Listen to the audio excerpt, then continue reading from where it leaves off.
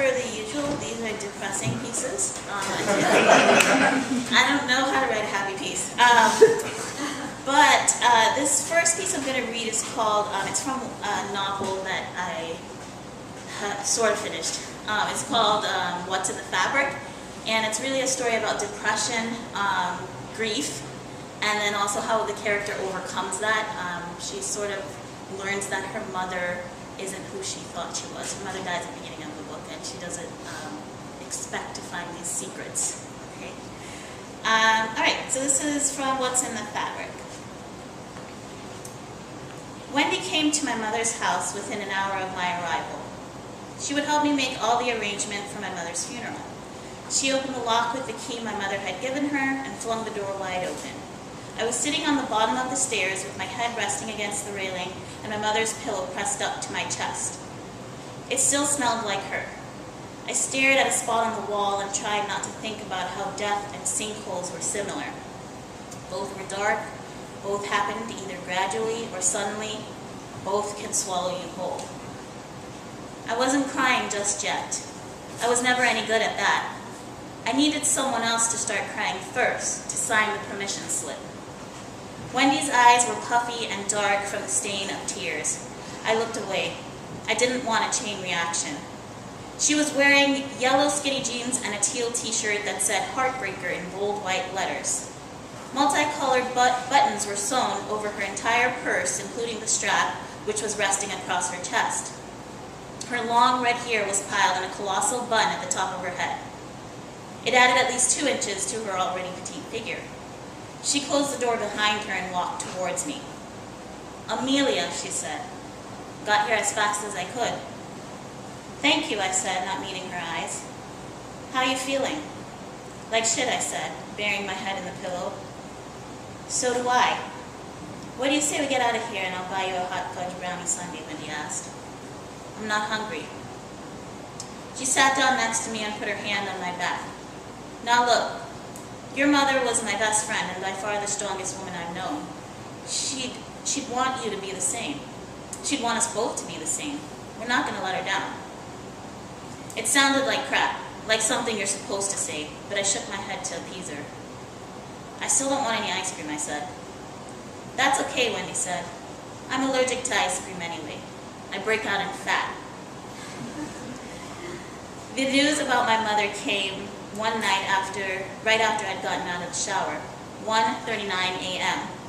There had been a missed call from Wendy. She called me every now and then, but never that late. I was still wrapped in my towel when I dialed her number. When she picked up, I knew she was on the other end, but she didn't say anything. There are different kinds of silence: awkward, confused, painful. Hers was the painful kind, and I could feel the aches in my bones before she even said a word. "Wendy," I asked, my vocal cords straining under the lump in my throat. I heard her taking a breath, and then, "Amelia, your mother..." I closed my eyes as my heart, lungs, pulse took off in sprints, each racing against the other. Suddenly, oxygen seemed useless. "Amelia, she's gone. After that, all I remember was dropping the phone, then losing my balance. Nothing else. I spent the next day trying to sleep away the pain. We could solve all the world's problems with sleep. You didn't have to think, you didn't have to feel. Reality somehow became fiction. After 7, I had lost track of how many times Wendy had called. I silenced my phone because her calling only interrupted my temporary utopia. I would call her the next day. When I did call her, she was crying. Said she'd been worried about me and almost considered booking a flight to Boston to check on me. "How could this happen?" I asked her. I had tried to bury the question over the last 24 hours, but it would keep coming back from the dead if it didn't get answered. "Sudden cardiac death, that's what they said." She let out a breath. "But she never had any heart conditions, did she?" "If she did, she never said anything to me. The doctors said that sometimes there are no symptoms. A person can be going about normal daily activities and just collapse. Shortness of breath and chest pain can be symptoms, but it's likely Bev didn't experience any of that." "She just collapsed without warning?" "Well, yes.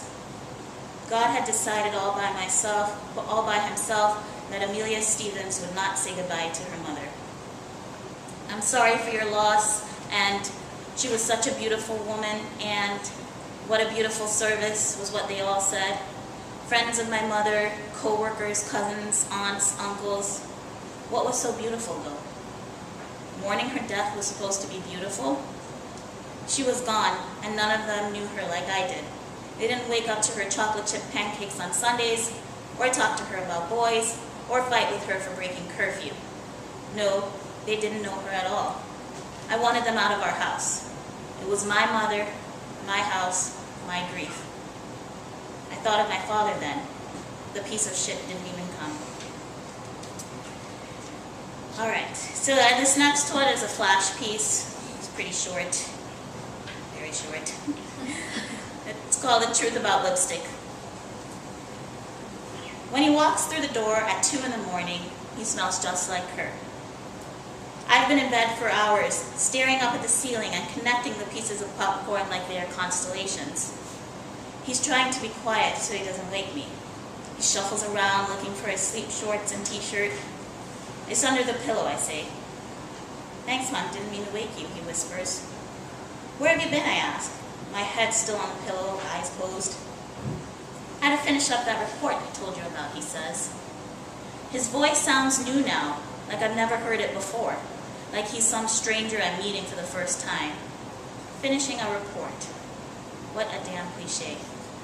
I wish he'd thought of something better. You've had a lot of reports this month, I say. Yeah, it's kind of a busy period. Right, I say. Then turn on my side and let the conversation fall away.